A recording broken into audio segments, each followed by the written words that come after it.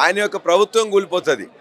మొన్ననే చూసినాం, నీ ప్రభుత్వం ఉన్నప్పుడు కూడా 40% దాకా సర్పంచులు మేమే గెలిచినాం. మాలాంటి నియోజకవర్గంలో 60% కూడా గెలిచినాం.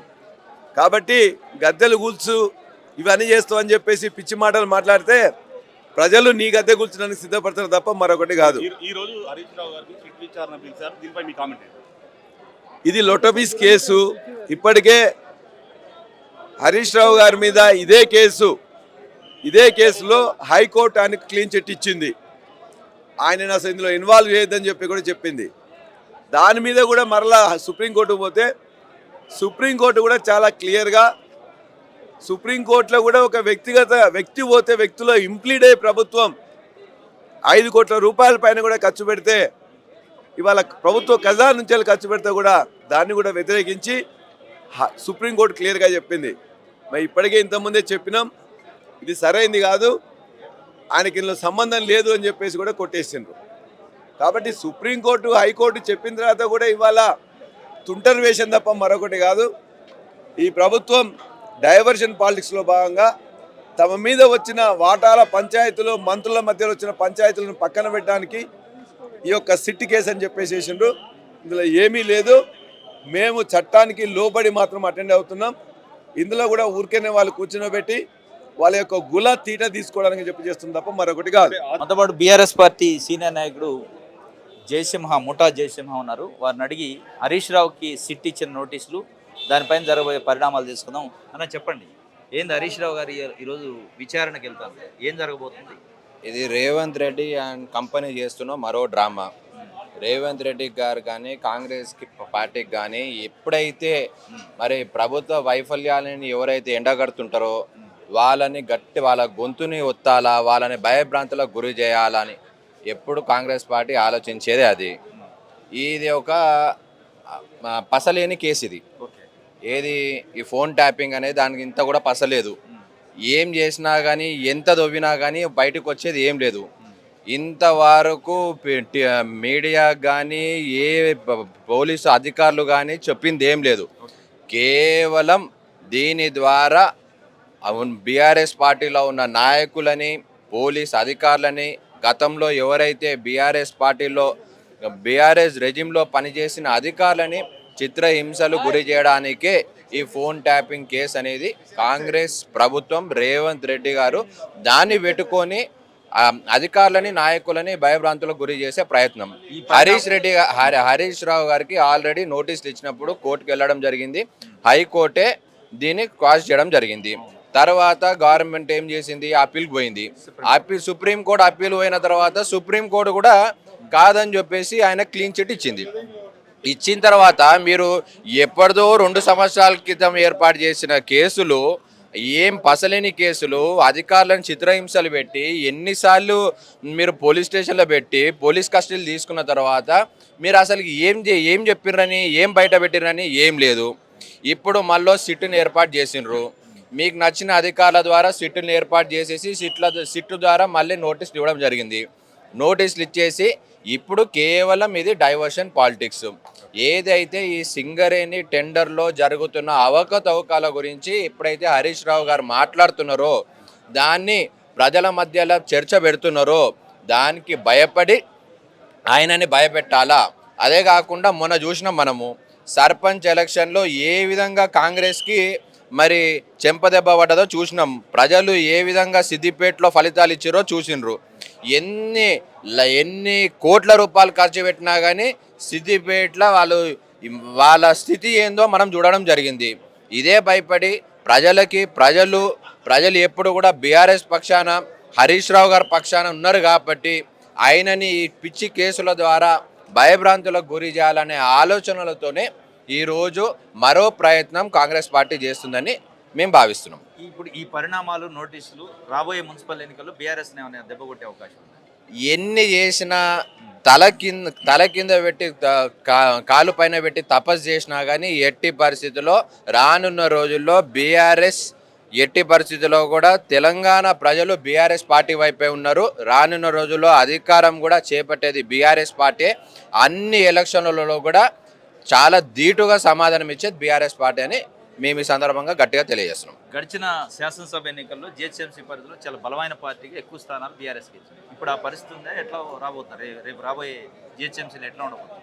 జిహెచ్ఎంసీలో మీరు చూస్తున్నారు ఏ విధంగా అయితే అభివృద్ధి కేటీఆర్ గారు చేయడం జరిగిందో ప్రతి ఎలక్షన్లో కూడా జిహెచ్ఎంసీ ఏదైతే ఔటర్ రింగ్ రోడ్ లోపడున్న ఓటర్లందరూ కూడా ప్రతి వాడు కూడా అన్నీ కూడా బీఆర్ఎస్ పక్షాన్నే ఉన్నాయి. ఇవన్నీ గమనించే ఈ 27 మున్సిపాలిటీలని మరి జిహెచ్ఎంసీలో విలీనం చేసి మరి 150 వార్డులు ఉన్నదాన్ని 300 వార్డులను చేసి ఒక ఆ, ఆ, ఒక టెక్నికల్ మరి స్టడీ లేకుండా ఒక రాజకీయ నాయకులను సంప్రదించకుండా ప్రజలను సంప్రదించకుండా కేవలం ఆఫీసులలో కూర్చొని గూగుల్ మ్యాప్ల ద్వారా ఉన్న ఓటర్లని మరి స్కాటర్ చేస్తూ ఒక ఎంఐఎం కాంగ్రెస్ మరి ఏదైతే ఈ మిత్రపక్షం బలపడే విధంగా మరి ఈరోజు కాంగ్రెస్ పార్టీ కుట్ర చేస్తున్నది. దాన్ని కూడా ప్రజలు గమనిస్తున్నారు. సరైన పద్ధతిలో సరైన విధంగా వాళ్ళకి సమాధానం ఇస్తారని మేము తెలియజేస్తున్నాం. మీ కాన్స్టిట్యున్సీ ముషిరాబాద్లో పరిస్థితి ఎట్లా ఉండబోతుంది? జిహెచ్ఎంసీ వార్డ్స్ చేంజ్ అయినాయి మీ దగ్గర కూడా? మా దగ్గర కూడా 6 డివిజన్స్ ఉండే ఆ 6 వార్డ్స్ని ఈరోజు 9 వార్డ్స్ లెక్క చేసిండ్రు. ఎందుకు చేసిండ్రు, ఏ విధంగా చేసిండ్రు, ఎందుకు విభజన చేసిండ్రు అనేది ఎవరికి ఐడియా లేదు. మరి ఒకవైపు ఏమో కొన్ని డివిజన్లు ఏమో 53,000 55,000 ఓటర్లు ఉన్న డివిజన్లు ఉన్నాయి. మరి 50 డివిజన్లు ఉన్న ఓటర్లని 50,000 ఓటర్లు ఉన్న డివిజన్ని మరి 2గా విభజించడం జరిగింది. దీన్ని మేము క్లియర్గా అక్కడ ఉన్న అధికారులను అడిగినాము. అధికారులు కూడా చేయి దులిపేసుకుంటున్నారు. మాకు సంబంధం లేదు, ఇది పైనుంచి వచ్చిన ఇన్స్ట్రక్షన్స్ కాబట్టి ఆ విధంగా చేస్తున్నారని అధికారులు చేతులు దులిపేసుకోవడం జరుగుతుంది. ఏది ఏం చేసినా కానీ ప్రజలు మరి అభివృద్ధిని ఏ పార్టీ చేసింది, ఎవరు ప్రజల పక్షాన్ని ఉంటుండ్రు, ఎవరు కూడా నిరంతరం 24 గంటలు ఎవరైతే ప్రజల కోసం ఆలోచించే పార్టీ ఏందో అనేది ప్రజలు గమనిస్తూనే ఉన్నారు. వాళ్ళకు ఎలక్షన్లు వస్తాయి కదా, ఎలక్షన్లు వచ్చినప్పుడు ఫలితాలే అన్నీ కూడా రుజువు చేస్తాయి. అన్న చెప్పండి, హరీష్ రావు గారికి సిట్ నోటీసులు ఇచ్చింది, 11 గంటలకు విచారణకు వెళ్తారు. ఏం జరగబోతుంది కేసులో? ఏం జరిగేది ఏమున్నది తమ్మి, మనకు తెలుసు కదా ఇవన్నీ. గతంలో కూడా ఇదే కేసులు పెట్టిండ్రు వాళ్ళు, ట్యాంపరింగ్ అని చెప్పి. సెక్షన్ 166 పెట్టిండు, క్రిమినల్ బ్రీచ్ ఆఫ్ ట్రస్ట్ పెట్టిండు, ఏదో పబ్లిక్ ప్రాపర్టీని డ్యామేజ్ చేసినట్టు పెట్టిండు, లేకపోతే కంప్యూటర్ని ఏదో మొత్తం ధ్వంసం చేసిండు, అలా ఏం లేకుండా చేసిండు అనేది ఒక సెక్షన్. అది ఇవన్నీ 4 సెక్షన్లు ఆయన పిలుస్తున్నాడు. అసలు ఈ సెక్షన్లకి ఈయన చేసిన శాఖకి ఆ సెక్షన్లు అప్లికబుల్ అయ్యే శాఖకి సంబంధమే లేదు. అంటే మీరు యాజ్ అడ్వకేట్గా 243/24 క్రైమ్ నెంబరు సుప్రీంకోర్టు అవును ప్యాచ్ చేసింది అన్న. ఇప్పుడు ఇదేం కేసు? ఇది అదేమో వేరే పంజాగుట్ట పోలీస్ స్టేషన్లో ఏదో పెడితే ఆ కేసు ట్యాంపరింగ్ జరగలేదు, ఇలా కంటెంట్ లేదు, ఇలా పసలేదు, ఇది ఉత్తదే పనికి వాళ్ళ కేసు, ఇది మొత్తం కూడా రాజకీయ వేధింపులు అని చెప్పి వాళ్ళే సుప్రీంకోర్టు చెప్పి టూ అని చెప్పి కొట్టేసి పంపించారు. ఆయన సిగ్గు లేకుండా మళ్ళొక కేసు తెచ్చిండు. మళ్ళీ ఈ సిట్ ఏంటి? ఈ సిట్ లొటపీస్ అంటున్నా.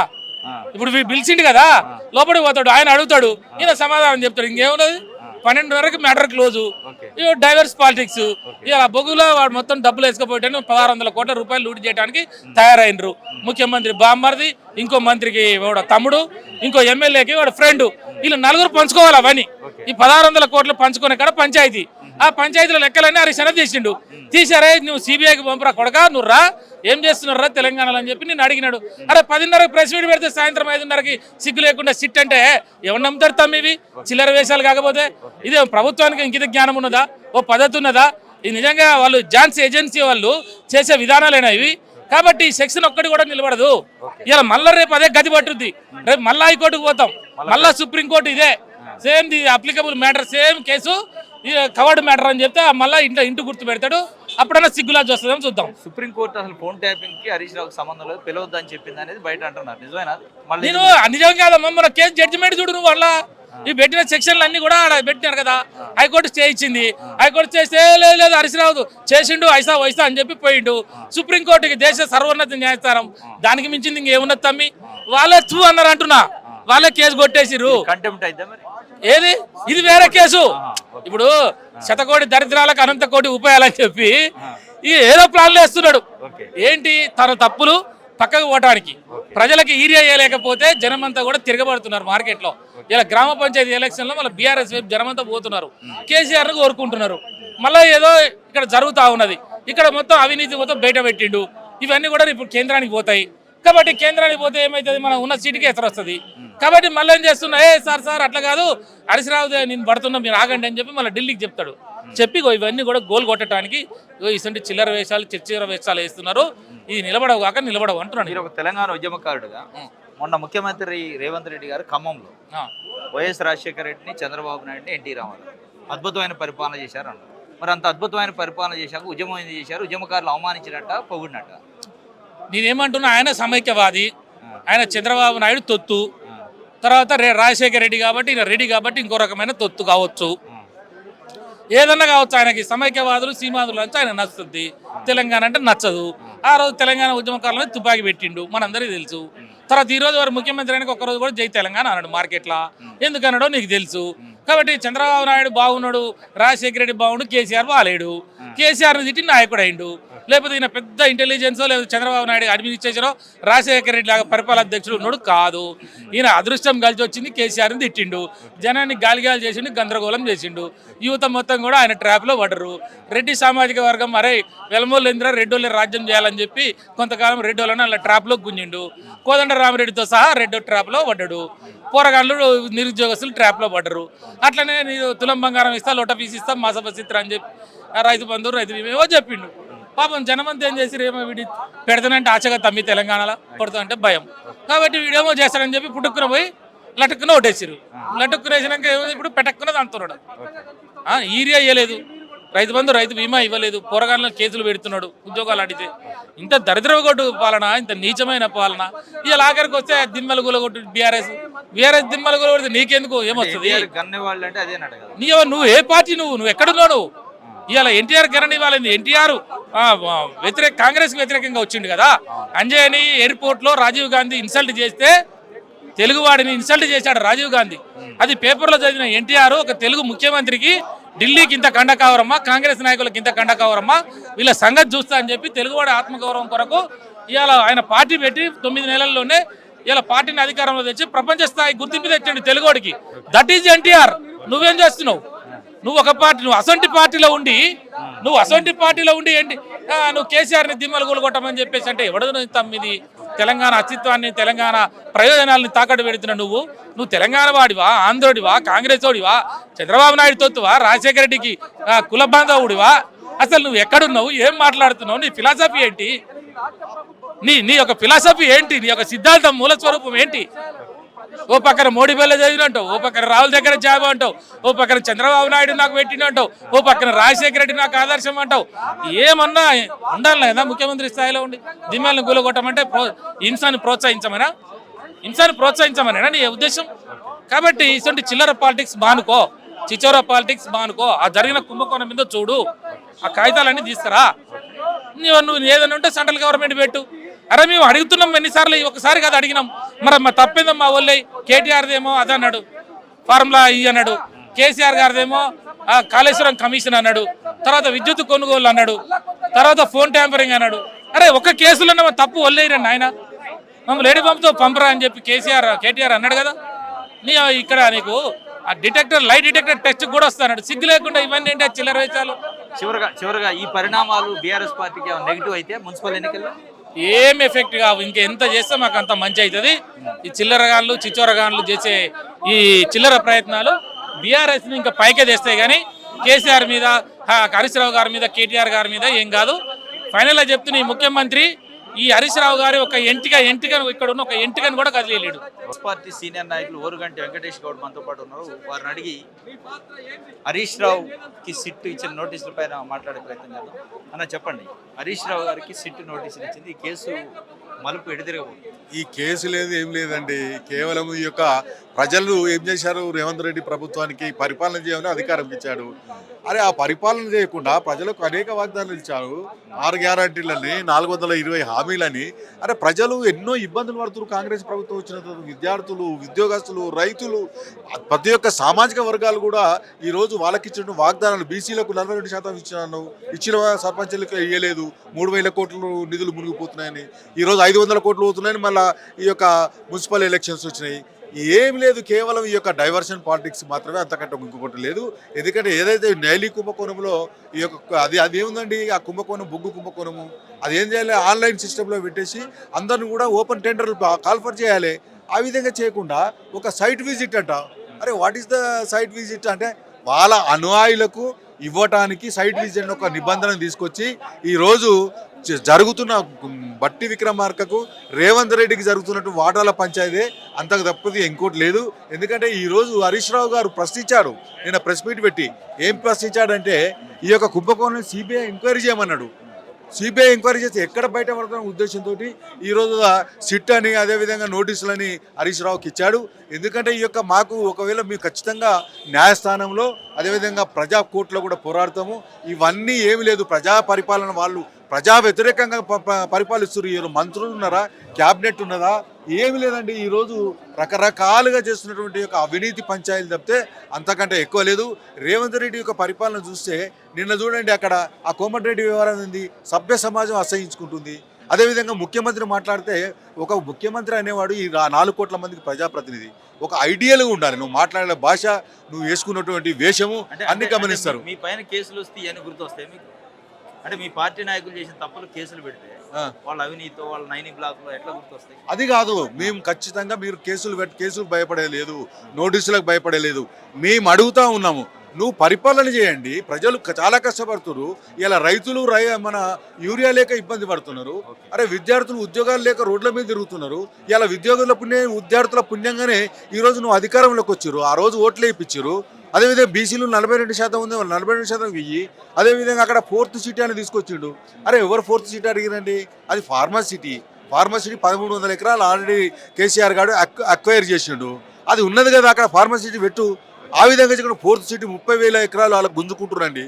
అక్కడ మీ ఇందిరమ్మ రాజ్యంలో ఇచ్చిన భూములు ఎస్సీ ఎస్టీ బీసీలు ఉన్నారు, వాళ్ళ 2 ఎకరాలు 3 ఎకరాలు అవన్నీ కూడా గుంజుకున్నటువంటి సందర్భము. ఆ గుంజుకున్న భూములు టీజేఎస్కి వస్తుంది. టీజీఐఎస్కి వచ్చిన తర్వాత ఎవరికి అలాట్ చేస్తుండే? ఆయన సీక్రెట్గా అలాట్ చేస్తుండు. వాళ్ళకు సంబంధించినటువంటి పారిశ్రామికవేత్తలే 2 కోట్ల 3 కోట్లకు అలాట్ చేసి ఈరోజు అవినీతికి పాల్పడుతున్నటువంటి యొక్క రేవంత్ రెడ్డి ఖచ్చితంగా మేము సిట్టుకు భయపడము, నోటీసులకు భయపడము, ప్రజా కోర్టులో ఖచ్చితంగా తేల్చుతామని సందర్భంగా తెలియజేస్తున్నాం. ప్రజలు కూడా విసుగు చెంది ఉన్నారు. 432 అలవిగానే హామీలు ఇచ్చి ఏ ఒక్క పని కూడా చేయకుండా హామీలను ఎగ్గొట్టే కార్యక్రమం పెట్టుకొని ఎప్పుడైతే తప్పులు చేస్తారో ఒక్కొక్కటి సీరియల్గా మాదిరిగా మీరు లగచర్ల భూముల దగ్గర నుంచి మొదలు పెడితే లగచర్ల భూముల కుంభకోణం దాన్ని ఫార్మాసిటీ చేసి అల్లుళ్ళ కట్టపెట్టే దాని నుంచి బయటికి తీసింది కేటీఆర్ గారు, హరీష్ రావు గారు బయటికి తీస్తే తట్టుకోలేని పరిస్థితిలో ఈ ఫార్ములా కేసుతోని ఏసీబీ ఆఫీస్ పిలిపించడం అదొక సీక్వెన్స్.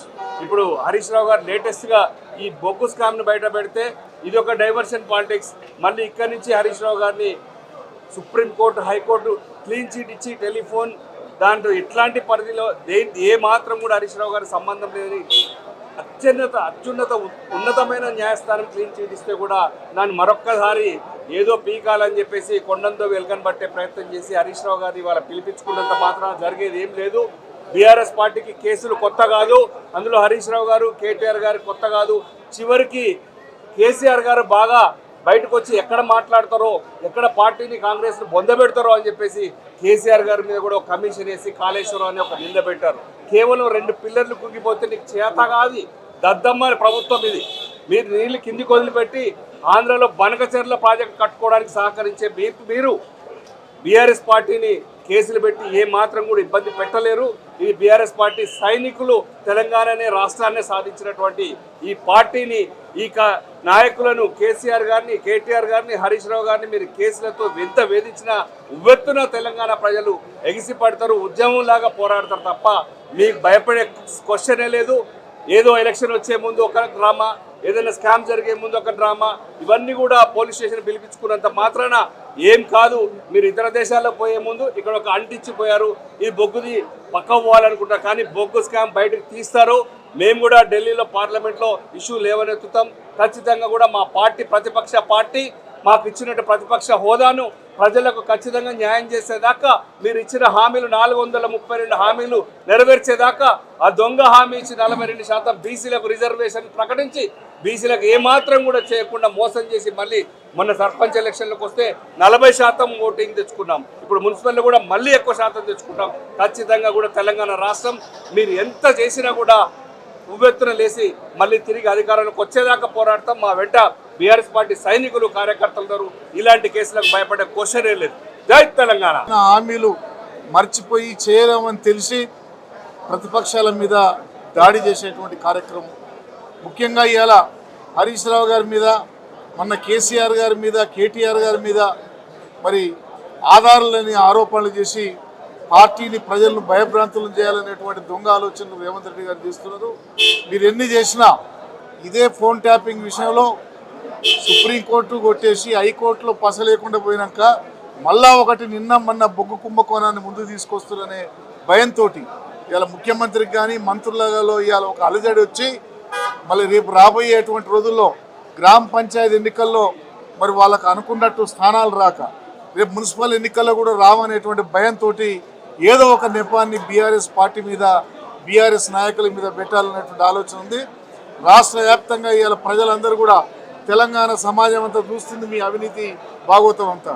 ఖచ్చితంగా కాంగ్రెస్ పార్టీని అన్ని స్థాయిల్లో చిత్తుగా ఓడిస్తేందుకు బీఆర్ఎస్ కార్యకర్తలు సిద్ధంగా ఉన్నారు.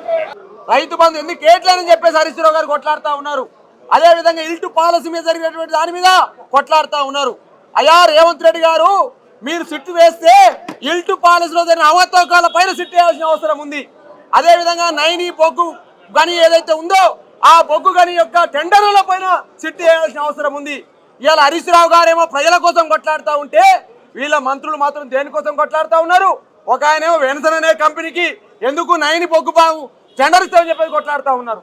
ఒక ఆయనేమో మెగాకి ఎందుకు ఇస్తామని చెప్పేసి ఒక మంత్రి కొట్లాడుతూ ఉన్నాడు. ఒక ఆయన సుషి ఇన్ఫ్రాకి ఎందుకు ఇస్తామని చెప్పి ఒక మంత్రి కొట్లాడుతూ ఉన్నారు. ఈ మంత్రులేమో టెండర్లు ఈ కంపెనీకి ఇవ్వాలి, ఈ కంపెనీకి ఇవ్వాలని కొట్లాడుతూ ఉంటే మా హరీష్ రావు గారు, మాజీ మంత్రివర్యులు, తెలంగాణ ఉద్యమ నేత, నిప్పు లాంటి నాయకుడు మాత్రం ఈ ప్రజలకు మీరు ఎందుకు హామీలు నెరవేర్చాలని కొట్లాడుతూ ఉన్నారు. ప్రజల కోసం, ప్రజల హామీల కోసం కొట్లాడుతున్న నాయకుల మీద సిట్లేస్తూ ఉన్నారు. కంపెనీలలో వాటాల కోసం, కంపెనీలకు టెండర్లు కావాలన్న నాయకులకు మాత్రం వాళ్ళేమో పరదాలు చేస్తూ ఉన్నారు, కార్పెట్లు వేస్తూ ఉన్నారు. ఈ వాస్తవాన్ని తెలంగాణ ప్రజలు గమనించాల్సిన అవసరం ఉంది. 6 అడుగుల బుల్లెట్గా, నీతి గల నాయకుడుగా రుణమాఫీ ఎందుకు చేస్తలేమంటే సిద్దిపేటలో క్యాంపు కార్యాలయం మీద దాడి చేస్తారు, అత్యాయత్నం చేసే ప్రయత్నం చేస్తారు. అదేవిధంగా ఖమ్మం జిల్లాలో వరదలు వచ్చి ప్రజలు అల్లాడుతూ ఉంటే వరద బాధితుల్ని కాపాడాలని చెప్పేసి, వరద బాధితులకు అండగా ఉండడం కోసం కేసీఆర్ గారి మార్గదర్శకంలో, కేటీఆర్ గారి మార్గదర్శకంలో మా మాజీ మంత్రి హరీష్ రావు గారు వెళ్ళి వరద బాధితుల్ని పరామర్శిస్తే అత్యాయత్నం చేసే ప్రయత్నమే కాక రాళ్ల దాడి చేసిన విషయాన్ని తెలంగాణ సమాజం అంతా గమనించి తెలియజేస్తా ఉన్నా. అయ్యా ఇవాళ వాస్తవాలు గమనించుకోరి.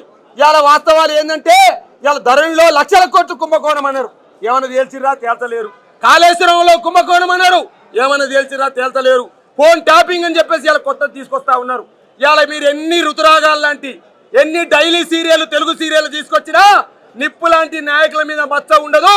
సూర్యుడి పైన ఉమ్మేస్తే మీ మీదనే పడతని చెప్పేసి కూడా హెచ్చరికలు జారీ చేస్తా ఉన్నాం. ఇవాళ తెలంగాణ సమాజమే కాదు, మేధావి సమాజమే కాదు, కవులు కళాకారులే కాదు, జర్నలిస్టులే కాదు, న్యాయవాదులే కాదు, ప్రతి తెలంగాణ ఉద్యమకారుడు, ప్రతి తెలంగాణ బిడ్డ బీఆర్ఎస్ పార్టీ వెనకాల, హరీష్ రావు వెనకాల ఉన్నదనే వాస్తవాన్ని ఇలా గమనిస్తా ఉన్నారు.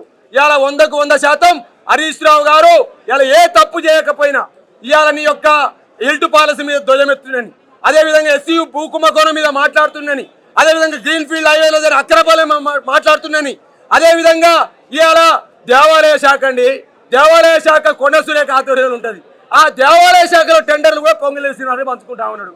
నీ మంత్రి, ఇన్ఛార్జ్ మంత్రిగా ఉన్న మంత్రి సురేఖ తెలవకుండా ప్రెస్ మీట్లు పెడతా ఉన్నారు. గది జరుగుతుందని చెప్పేసి పత్రికలు పుంకాలు చెప్తా ఉన్నవి.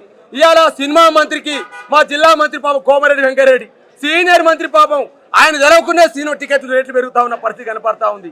ఈ రాష్ట్రంలో ఏం జరుగుతా ఉంది? ఈ రాష్ట్రంలో మంత్రుల మధ్య సయోధ్య ఉందా?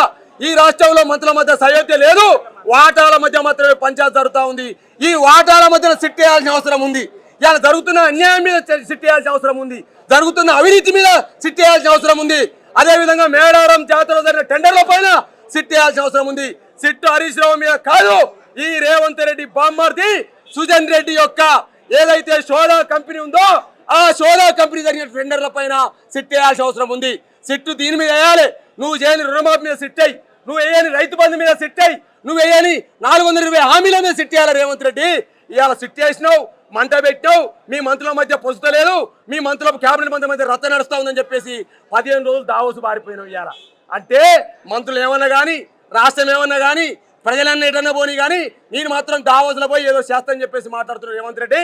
నిప్పు లాంటి నాయకుడు మా కేసీఆర్ సైనికులైన హరీష్ రావు గారి పైన ఇంకోసారి ఇటువంటి ప్రగల్భాలు పలికి ఇటువంటి చేతలు చేస్తే తెలంగాణ సమాజం గమనిస్తని చెప్పేసి హెచ్చరిస్తా ఉన్నా. జై తెలంగాణ, జై కేసీఆర్.